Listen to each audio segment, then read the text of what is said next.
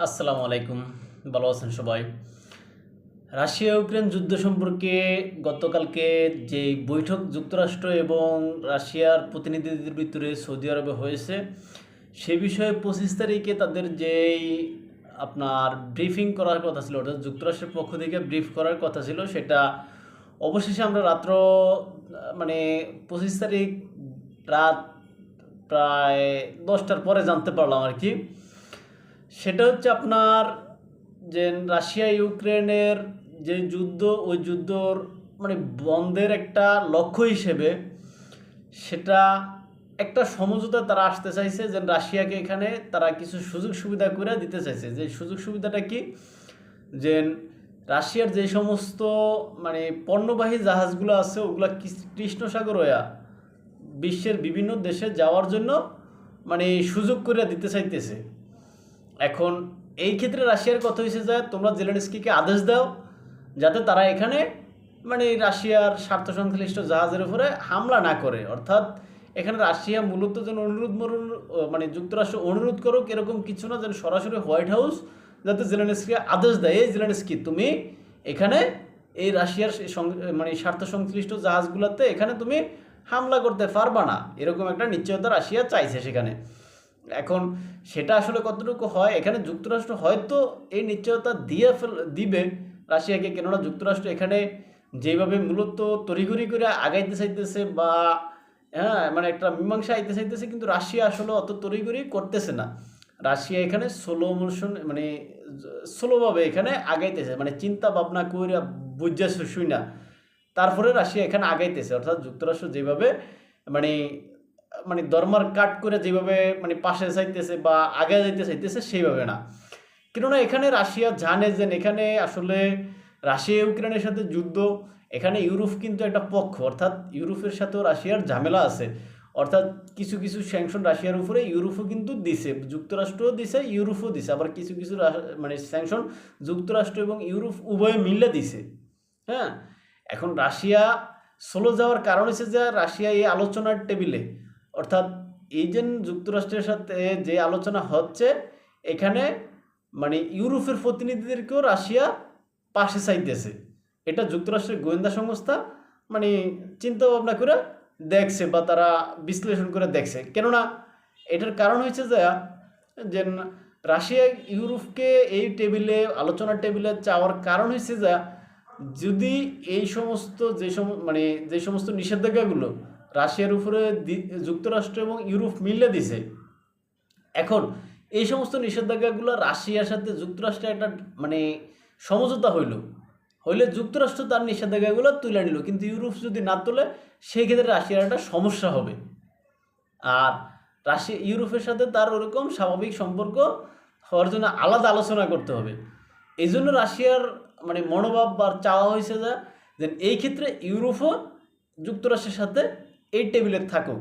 অর্থাৎ যেই মানে নিষেধাজ্ঞাগুলো তারা উভয়ে মিলে দিছে, এখন এই একই আলোচনার মাধ্যমে একই টেবিলে কথা হয়ে একজনের তুললে আরেকজনও অটোমেটিক তুলে নেবে নিষেধাজ্ঞাগুলো। আবার যুক্তরাষ্ট্র যেগুলো দিছে ওই সমস্ত নিষেধাজ্ঞাগুলো আলোচনার টেবিলে বসে যুক্তরাষ্ট্র তুলবে, পাশাপাশি ওইটা আলোচনা হবে ইউরোপের সাথে, ইউরোপও তুলে নেবে। এই জন্য মূলত রাশিয়া তার নিজের স্বার্থে ইউরোপকে এখানে চাচ্ছে এই টেবিলে। এটা হচ্ছে যে যুক্তরাষ্ট্রের যেই আপনার যে গোয়েন্দা তথ্য, ওই গোয়েন্দা তথ্য অনুযায়ী। আবার যুক্তরাষ্ট্র কিন্তু এখানে এই যে আরেকটা গোয়েন্দা তথ্য দিছে, যেটা হচ্ছে চীন সম্পর্কে। চীন সম্পর্কে গোয়েন্দা তথ্য কি, চীন মানে তাইওয়ানের উপরে মানে প্রচুর প্রেশার ক্রিয়েট করবে এবং প্রেশার ক্রিয়েট করে আস্তে আস্তে তাইওয়ান দখল করে নিতে চাইবে। প্রয়োজনে তারা সেখানে সামরিক পদক্ষেপও নিতে চাইতে পারে। আবার চীন সাগরে যেইভাবে চীন তার বিভিন্ন যুদ্ধজাহাজ নিয়ে যেভাবে বিভিন্ন সময় মহড়াগুলা বড় পরিসরে করে, হ্যাঁ, এই জন্য তার মানে চীন সাগরের আশেপাশের যে সমস্ত রাষ্ট্রগুলো আছে তাদের সাথে যে কোনো সময় একটা যুদ্ধ ভাব বা যুদ্ধ লাগতে পারে। আর চীন সম্পর্কে আরও তথ্য আছে, যেটা হচ্ছে যে মানে যুক্তরাষ্ট্রের গোয়েন্দা প্রধানের মানে গোয়েন্দা দপ্তরের তথ্য অনুযায়ী, তাদের ভাষ্য অনুযায়ী, যে চীন যে কোনো সময় মানে যে কোনো সময়ের থেকে সবচেয়ে বেশি যুক্তরাষ্ট্রের জন্য হুমকি, অর্থাৎ সামরিক পদক্ষেপ যুক্তরাষ্ট্রের বিরুদ্ধে যারা নিতে পারে বা নিবে তাদের ভিতরে চীন 1 নম্বরে।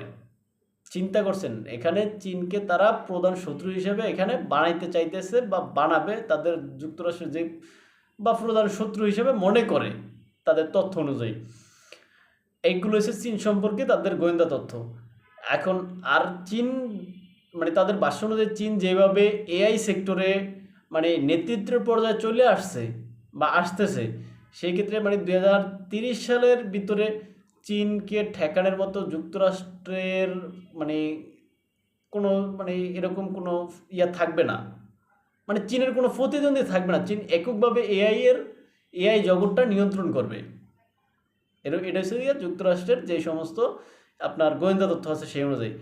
আর ইরান সম্পর্কে তাদের গোয়েন্দা তথ্যে বলা হয়েছে যে ইরান এই মুহূর্তে তাদের পারমাণবিক অস্ত্র তৈরি করার মন মানসিকতায় নাই, অর্থাৎ এই মুহূর্তে ইরান পারমাণবিক অস্ত্র তৈরি করবে না। অর্থাৎ ইরানের সাথে যে যুদ্ধ ভাবটা এই কয়েকদিন পর্যন্ত ছিল, হ্যাঁ, হুমকি দামকিগুলো ছিল, অর্থাৎ সেখান থেকে হয়তো এই ভাবটা একটু কমায় আনতে চাইতে পারে, যেহেতু ইরান এখন পারমাণবিক অস্ত্র তৈরি করবে না বা করার মন মানসিকতা নাই, এটা তারা বুঝতে পারছে।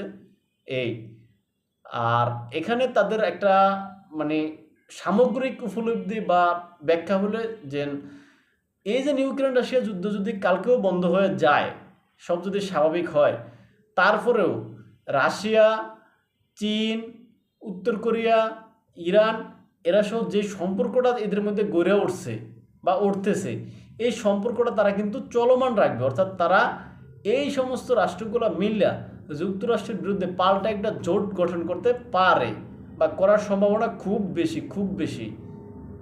এটাই শিখে তাদের সামগ্রিক বিশ্লেষণ। এখন তাদের এটা কতটুকু সত্যি কতটুকু মিথ্যা সেটা তো আসলে এখনও বলা যাবে না। তবে তাদের যেই মানে ব্রিফিং পররাষ্ট্র দপ্তরের ওই ব্রিফিং বা গোয়েন্দা দপ্তরের ওই ব্রিফিং থেকে মূলত এটা আজকে জানানো হয়েছে আর কি।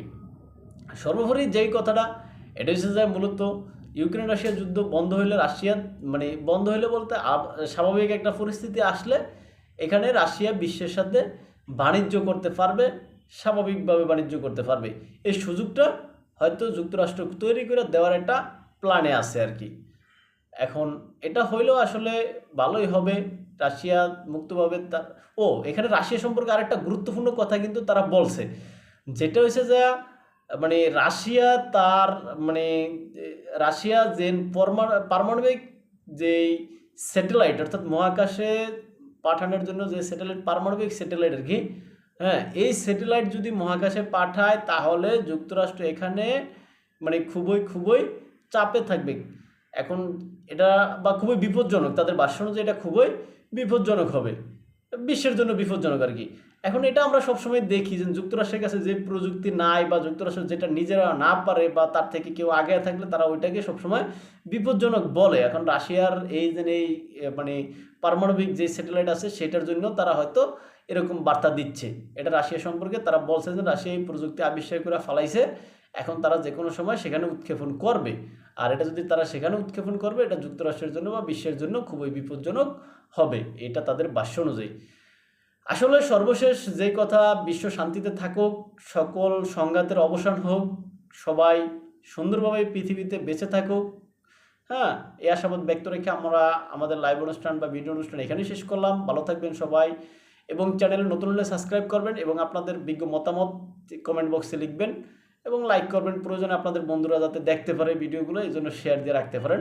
আসসালামু আলাইকুম।